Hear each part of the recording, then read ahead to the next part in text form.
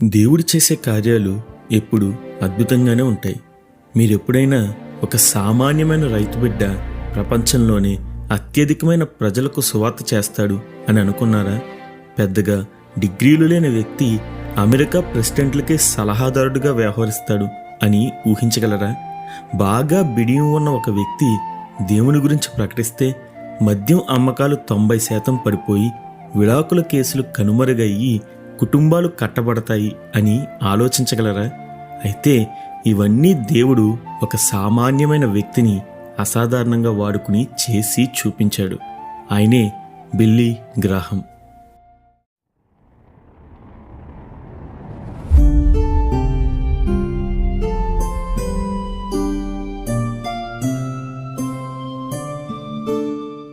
Billy Graham గారి పూర్తి పేరు విలియం ఫ్రాంక్లిన్ గ్రాహం.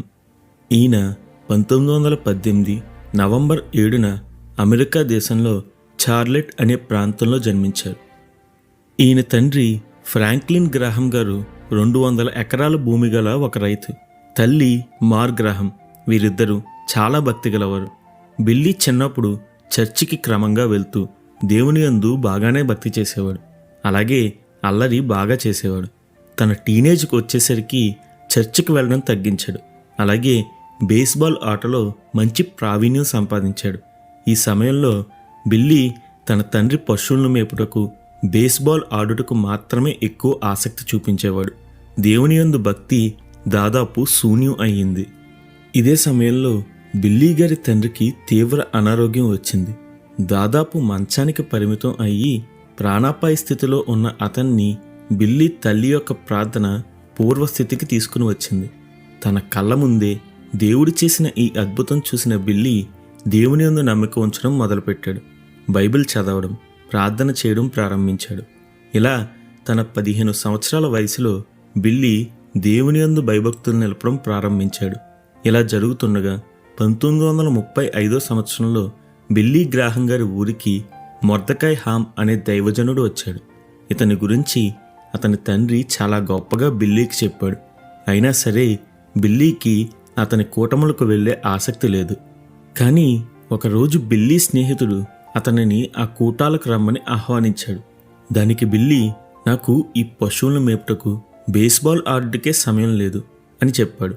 అందుకు అతను కనీసం తనని కారులో ఆ కూటాల వరకు చేరవేయమని అడుగుతాడు.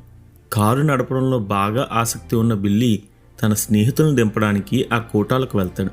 అయితే అక్కడ దాదాపు 4 నుంచి 5,000 మంది ప్రజలు ఉండటం చూసి ఆసక్తితో తాను కూడా ఆ కూటాల్లో పాల్గొంటాడు. మొదటి రోజు తన స్నేహితులను దిగబెట్టడానికి వెళ్ళిన బిల్లీ తర్వాత రోజు నుంచి తనంతట తానే ఆ కూటాలకు హాజరవడం మొదలు పెడతాడు. మొర్దెకాయ్ హామ్ గారికి వేలు పెట్టి చూపిస్తూ ప్రసంగం చేయడం అలవాటు.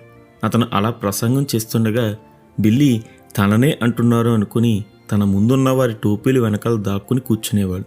ఇలా 11 వారాలు జరిగిన కూటాల్లో ఒకరోజు మొర్దెకాయ్ హామ్ గారు పాపాల గురించి ప్రసంగిస్తూ నువ్వే ఆ పాపివి అని వేలు పెట్టి చెప్తుండగా ఆ మాటలు తన హృదయాన్ని తాకి నేనా అని అక్కడే బిల్లీ గ్రాహం గారు కుప్పకూలిపోయారు. తాను చేసిన పనులు ఆయనకి ఎలా తెలిసాయి అని ఆలోచిస్తూ తన పాపాల విషయమే పశ్చాత్తాపడ్డారు. ఆ రోజే రక్షణ పొందుకుని ఇంటికి వచ్చి తన తల్లిదండ్రులతో, అమ్మా, నాన్న, నేను రక్షణ పొందాను. దేవుడు నా పాపాలను నాకు తెలియజేశాడు. నేను నా పాపాలను దేవునితో ఒప్పుకొని విడిచి రక్షణ పొందాను అని చెప్పారు. ఇది విన్న అతని తల్లిదండ్రులు అతని కౌగిలించుకుని ముద్దులు పెట్టుకున్నారు. అప్పటి నుండి బిల్లీ గ్రాహం గారి ప్రవర్తనలో గొప్ప మార్పు వచ్చింది. అంతకుముందు దూకుడుగా తన చెల్లెలను కొడుతూ ఏడిపిస్తూ ఉండే బిల్లీ ఎంతో మార్పు చెందారు. బిల్లీలో ఆసక్తిని చూసిన అతని తండ్రి బిల్లీని బైబిల్ కళాశాలలో జాయిన్ చేస్తాడు. ఇలా బిల్లీ ఫ్లోరిడా బైబిల్ కళాశాలలో చదువుతూ ఉండగా ఒక రాత్రి దేవుడు తనను ఒక సువార్తికునిగా పిలుస్తున్న అనుభవాన్ని పొందుతాడు. అప్పుడు వెంటనే బిల్లీ ఆ స్థలంలో మోకరించి, దేవా, నేను నీవాడిని. నీవు నన్ను ఎక్కడికి వెళ్ళమంటే అక్కడికి వెళ్తా.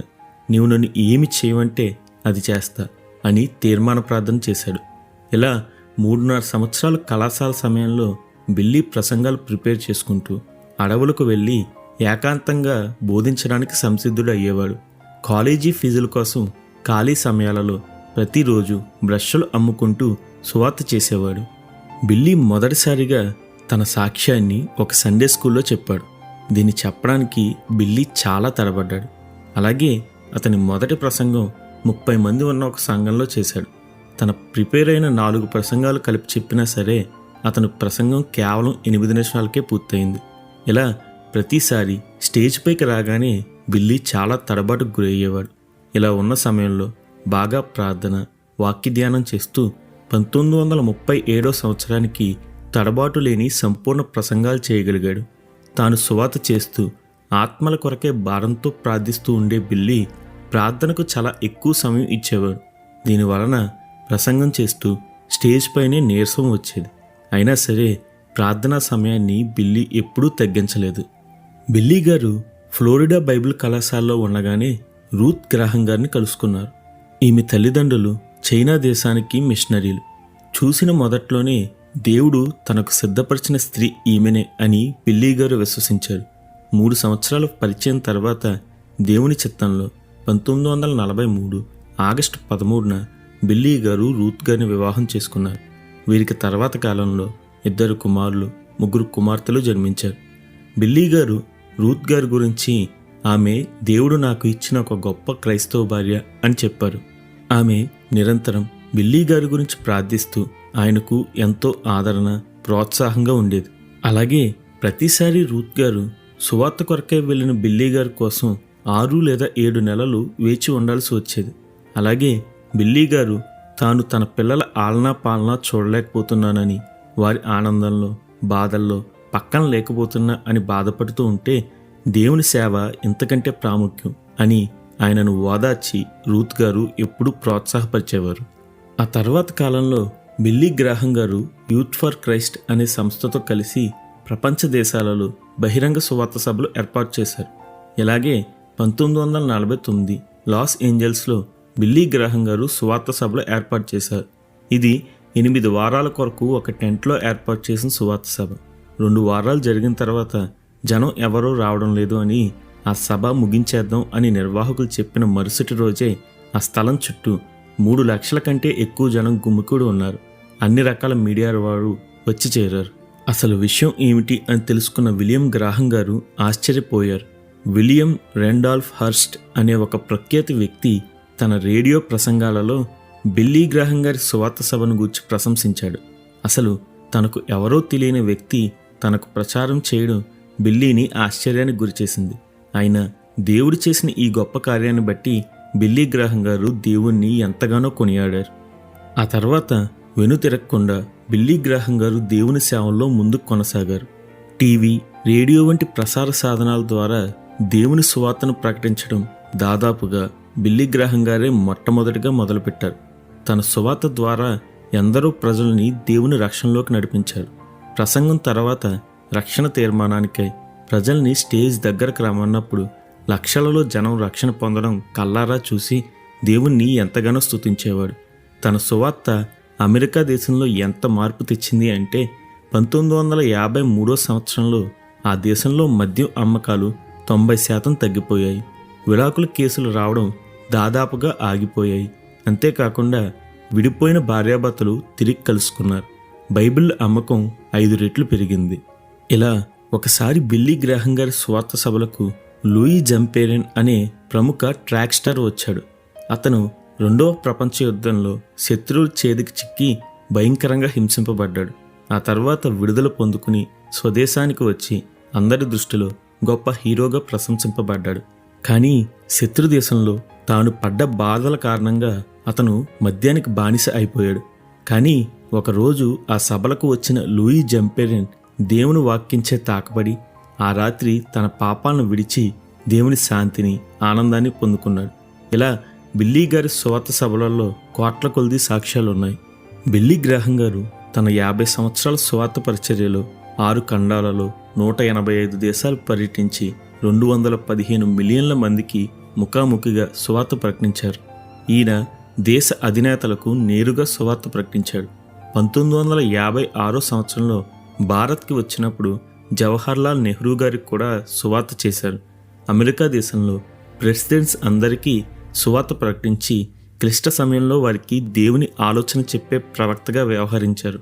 ఒక సందర్భంలో ఒక రిపోర్టర్ బిల్లీ గ్రాహం గారిని అమెరికా ప్రెసిడెంట్గా పోటీ చేయవచ్చుగా, మీకు ఉన్న ఆధారంతో మీరు సులభంగా ప్రెసిడెంట్ కాగలరు అని అంటే ఆయన దేవుని సేవకుడు అన్న ఉన్నతమైన స్థానం నుండి నన్ను కిందకి దిగిరమ్మంటారా అని అడిగాడు. ఇలా లోకంలోనే అత్యంత ఉన్నతమైన స్థానం అని పేరున్న దానికంటే దేవుని సేవనే అత్యుత్తం అని దేవుణ్ణి బిల్లీ గ్రాహం గారు గనపరిచారు. బిల్లీ గ్రాహం గారి ఖ్యాతిని బట్టి అతన్ని రకరకాల టీవీ ఛానళ్ల వారు ఇంటర్వ్యూలకు పిలిచేవారు. వారి వద్దకు వెళ్ళి ఏమి మాట్లాడినా చివరికి ఖచ్చితంగా వారికి సువార్తను చెప్పేవారు బిల్లీ గ్రాహం గారు. తన పరిచర్య యొక్క రహస్యం 3 విషయాలు అని బిల్లీ గ్రాహం గారు ఎప్పుడూ చెప్తూ ఉండేవారు. అది 1 ప్రార్థన, 2 ప్రార్థన, 3 ప్రార్థన. ఇలా తన పరిచర్య కొనసాగిస్తూ ఉండగా 2007 సంవత్సరంలో రూత్ గ్రాహం గారు ప్రభు దగ్గరకు కొనుపబడ్డారు. అలాగే 99 సంవత్సరాల వయసులో 2018 ఫిబ్రవరి 21న బిల్లీ గ్రాహం గారు కూడా దేవుని వద్దకు కొనుపబడ్డారు. తన 15 సంవత్సరాల వయసులో రక్షణ పొందిన ఒక సాధారణ రైతు బిడ్డ ప్రపంచంలోనే అత్యధిక మందికి దేవుని సువార్తను చేసే సాధనంగా దేవునిచే వాడబడ్డాడు. ఒకసారి బిల్లీ గ్రాహం గారు, మీతో ఎవరైనా ఒకరోజు నేను చనిపోయాను అని చెబితే వారి మాటలు అస్సలు నమ్మకండి. ఎందుకంటే క్రీస్తును విశ్వసించిన నాకు చావు లేదు. నేను కేవలం నా చిరునామా మార్చుకుంటా అంతే. నిజానికి ఇక్కడికంటే నా పరలోకంలోనే నేను సంపూర్ణంగా జీవిస్తాను అని అన్నారు. అవును కదా, క్రీస్తును విశ్వసించిన మనందరికీ ఇక మరణం లేదు, కేవలం నిత్య జీవమే. ఇంత గొప్ప రక్షణ మనకు దయచేసిన ఆ దేవునికే నిత్యం మహిమ కలుగునుగాక. ఆమెన్.